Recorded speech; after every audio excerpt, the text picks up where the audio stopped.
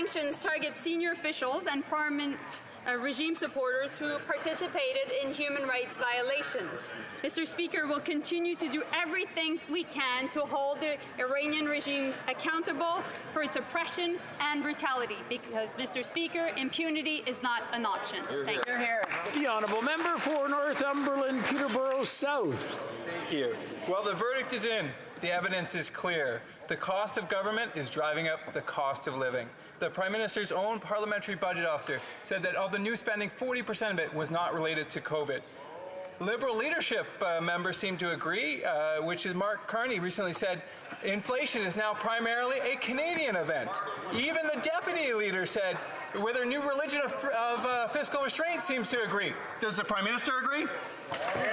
The Honourable Minister for Tourism. Mr. Speaker, let's be clear what the Conservatives are saying. They are saying that they wouldn't have put in place the CERB, which kept millions of Canadians in their homes. They wouldn't have had the wage subsidy, which kept 60,000 businesses operating just in the energy sector alone in Alberta. They wouldn't have had the rent subsidy, which helped.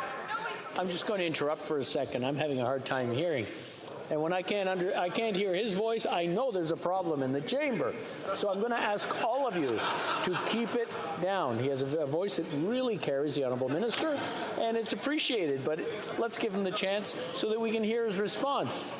The Honourable Minister from the top, please. Thank you very much, Mr. Speaker. Let's be clear about what the Conservatives are saying, and they don't like us telling Canadians what they're actually saying. What they're saying is that they would have scrapped the CERB, that they would not have had the wage supports, that they would not have had supports for businesses, 60,000 energy businesses in my province of Alberta alone. The Conservatives want to cut. They're unhappy that they supported us when they did. They're trying to revise history. Mr. Speaker, we are going to focus on Canadians who need the help the most, when they need it the most. That is our job, and we will do our job. Honourable Member for Northumberland, Peterborough South. Let me set the record straight, Mr. Speaker. What Conservatives stand against is high inflation, leading to the highest food bank usage, a third of which are children. That's what Conservatives stand against. Don't believe me? Ask the Governor of the Bank of Canada, who said high inflation is leading to hard times for Canadians, particularly the most vulnerable in our communities. Will these Liberals stop their inflationary spending, cancel their planned tax hikes on groceries, gas, and home eating? The Honourable Minister. Mr. Speaker, the Conservative plan is just to cut. What is their plan? Our plan, Mr. Speaker, we've lowered taxes on Canadians 5 times in our mandate. We have an affordability plan that's going to help families. Mr. Speaker, if the honourable member on the other side wanted to help kids, 500,000 children in this country, they should have done the right thing and voted for dental supports last week when they had the chance. The Honourable Member for Chicoutimi the Fjord. Mr. Speaker, with Liberal inflation, Canadians are curtailing their lifestyles.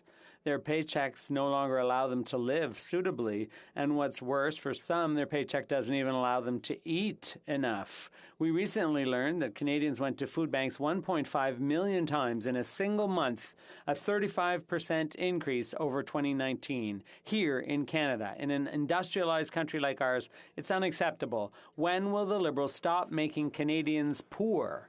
The Honourable Minister.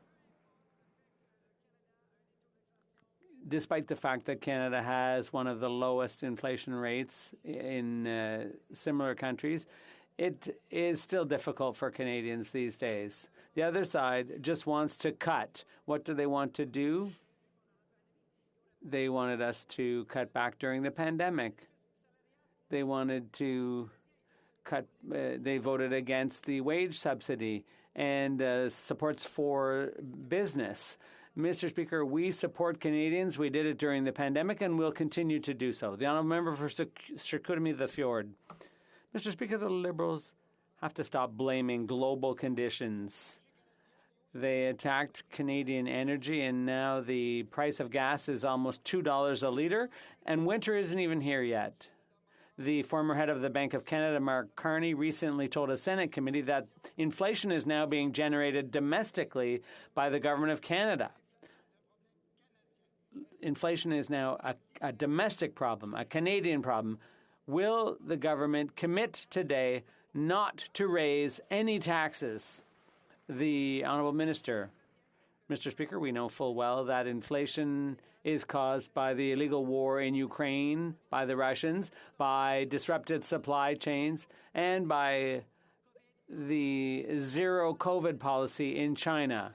That doesn't help Canadians. What does help Canadians is our affordability plan, our support for dental care for kids and rental support. The Conservatives voted against it. We voted for it. Who's supporting Canadians, Mr. Speaker? Our government is. The honourable member for Thérèse de Blainville. Mr. Speaker, with 3 days to go before the government's economic